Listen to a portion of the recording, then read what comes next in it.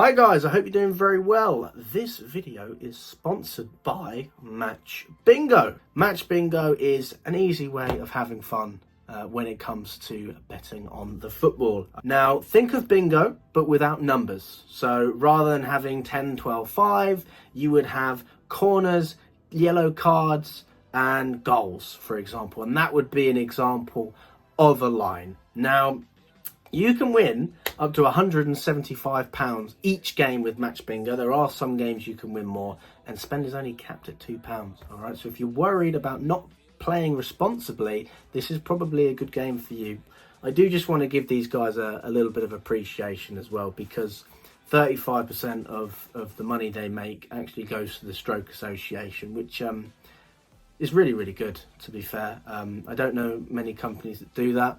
Let me know what you guys think. Click the link in the description and make sure you're over 18 as well. And let me know if you guys win any money. It'll be interesting to see how lucky Chelsea fans are. Hopefully, we're more lucky than we are on the pitch. Hello everyone from Chelsea Fan TV. My name is Alex. I hope you're doing very well. This is a really, really sad video. And there's no way to dress it up. Thiago Silva has decided that he will be leaving Chelsea at the end of this season. He is going to be leaving as a free agent. His options are open.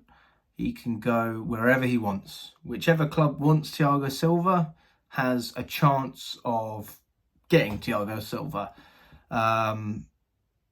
This is really sad. I mean, we saw after the FA Cup semi-final defeat against Man City, you know, there's all this press about Madueke laughing and Thiago Silva crying. There's a player in Thiago Silva who really, really cared. He cared about Chelsea Football Club. He represented everything that Chelsea Football Club represents. He was a winner. He still is a winner. He wore his heart on his sleeve, and most importantly, he did what he needed to do. He did more than he needed to do. And any footballer looking to progress at any level, look at Thiago Silva as an example. What a fantastic player. What a fantastic career. 4 years at Chelsea. The man is 39 years old. He joined Chelsea in his mid to late 30s. And he still had a very, very successful career.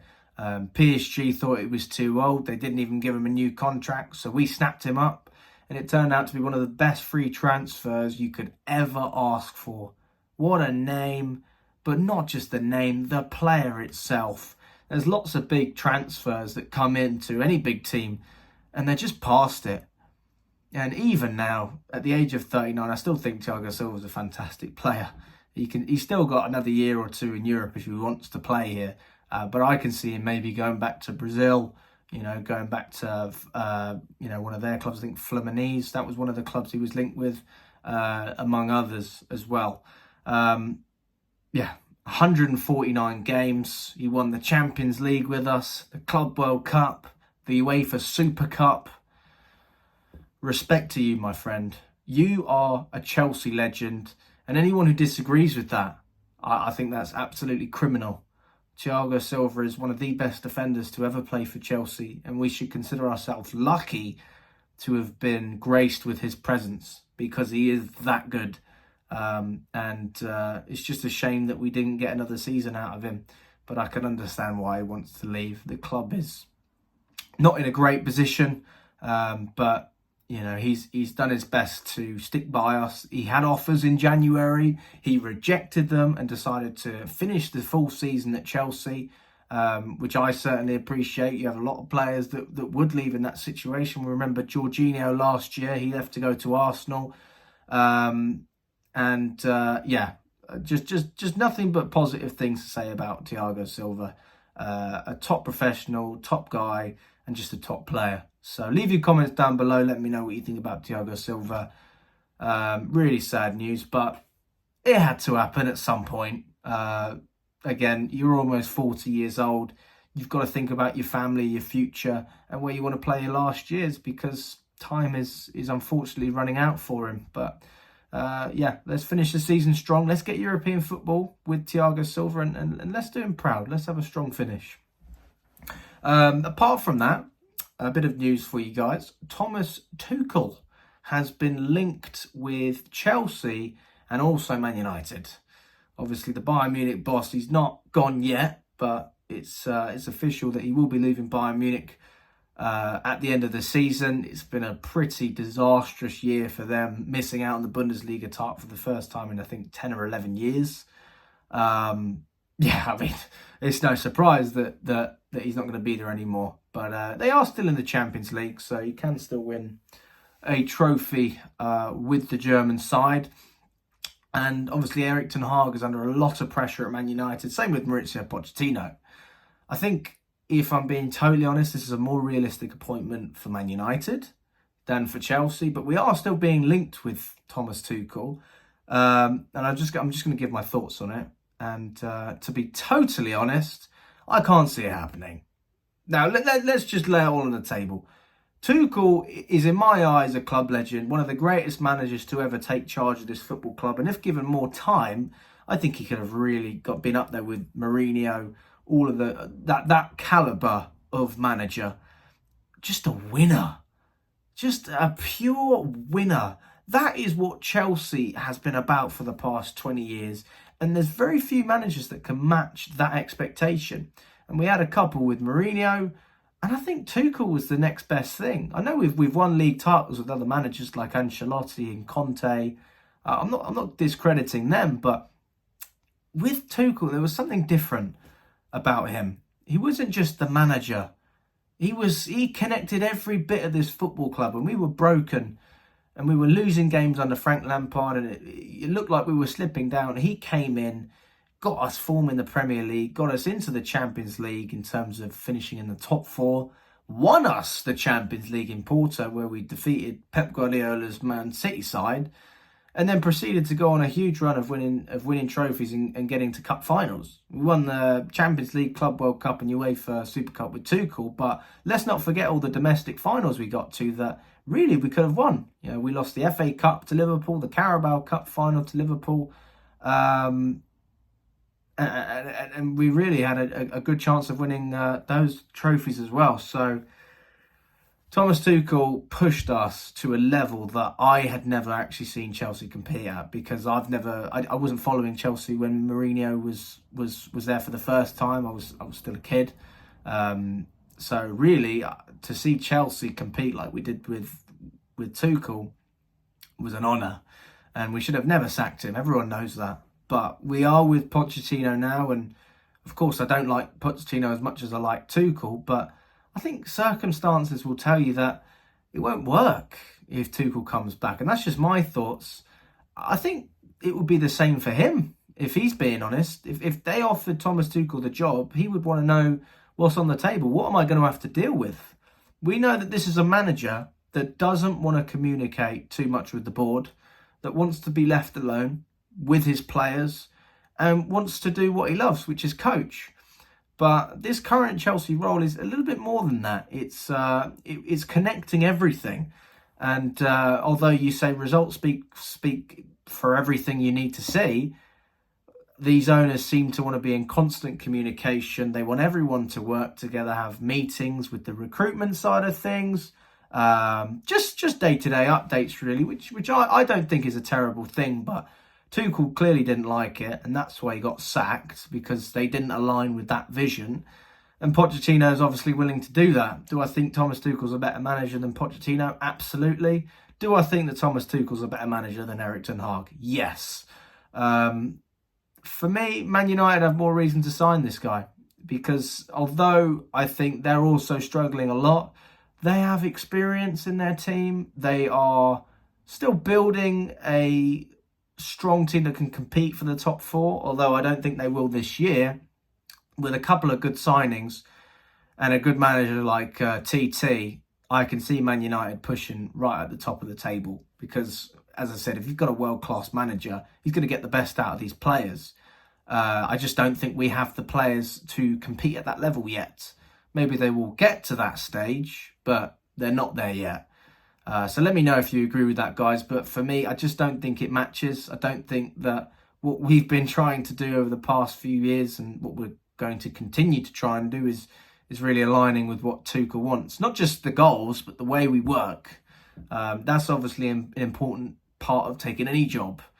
Are you going to work well with your boss? Are you going to work well with your co-workers? And I think you've got Lawrence Stewart, Paul Stanley. They've got their noses everywhere. I even heard that after, the penalty decision in the other week with Madueke and Cole Palmer, they were getting involved. It's like, why do you need to get involved in this situation? But for some reason, everyone seems to be kept in the loop in every possible way at Chelsea.